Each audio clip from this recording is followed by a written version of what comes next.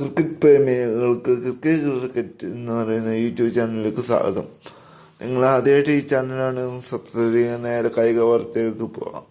Indian team കുറച്ച് ഇടവേളയ്ക്ക് ശേഷം 11-ാം തീയതിയാണ് കളിക്കാനാകുമെന്നു. കരുത്തരായ ന്യൂസിലൻഡാണ് ഇന്ത്യയുടെ എതിരാളികൾ. പരമ്പരയിൽ ഇന്ത്യൻ ടീമിനെ ജനുവരി 4-നോ 5-നോ പ്രഖ്യാപിക്കുമെന്നാണ് വാർത്തകൾ.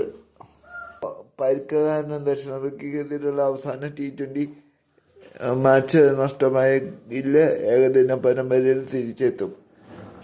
രോഹിത് ശർമ്മയായിരിക്കും ഓപ്പണിങ്. 3-ാം നമ്പറിൽ കിങ് കോഹ്ലി എത്തും. T20 എത്തിയതിനാൽ ഹാർദിക് പാണ്ഡ്യയ്ക്കും ജസ്പ്രീത് ബുംറയ്ക്കും വിശ്രമം നൽകിയേക്കും. ഇന്ത്യയുടെ ഫസ്റ്റ് ഓപ്പണിങ്ങും ഇത് തന്നെയാണ്. കഴിഞ്ഞ ആരാന്ന് ഇപ്പോഴും ഓർപ്പിക്കാനായിട്ടില്ല. ചിലപ്പോൾ സൈർ ടീമിലെത്തിക്കാം.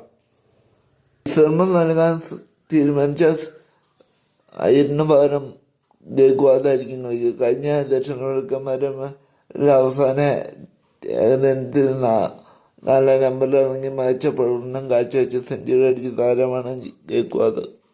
5-ാം നമ്പറിൽ ശങ്കർഷിനെ പരീക്ഷിച്ചേക്കും. കാരണം T20 അപ്രതീക്ഷിതമായി വിളി വന്നാണ് ശങ്കർഷൻ രാഹുലാണ് 6-ാം നമ്പറിൽ. പിന്നെ നിതീഷ് റെഡ്ഡി, ജഡേജ. പാണ്ഡ്യയുടെ അഭാവത്തിൽ നിതീഷ് കുമാർ റെഡ്ഡി ഓൾറൗണ്ടർ ഫാസ്റ്റ് ബോളറായി കാണും. വും ആശ്രിതാണ് ബുംറയ്ക്ക് പകരം. ഇതായിരിക്കും ഇന്ത്യയുടെ ന്യൂസിലൻഡ് പര്യടനത്തിനുള്ള സാധ്യതയല്ല. ഈ ചാനൽ ആദ്യമായിട്ട് കാണുകയാണെങ്കിൽ സബ്സ്ക്രൈബ് ചെയ്യുക. കായിക വാർത്തകൾ തുടർന്നും നിങ്ങളെ തേടിയെത്താൻ ബെല്ലൈക്കൻ എനേബിൾ ചെയ്ത് വയ്ക്കുക. ഞാനിടുന്ന ഓരോ വീഡിയോ നിങ്ങൾ തേടിയെത്തും. കായിക വാർത്തകളെ കുറിച്ചുള്ള നിങ്ങളുടെ അഭിപ്രായങ്ങളും നിർദ്ദേശങ്ങളും കമൻറ്റ് ചെയ്യാൻ മറക്കരുത്. നന്ദി, നമസ്കാരം.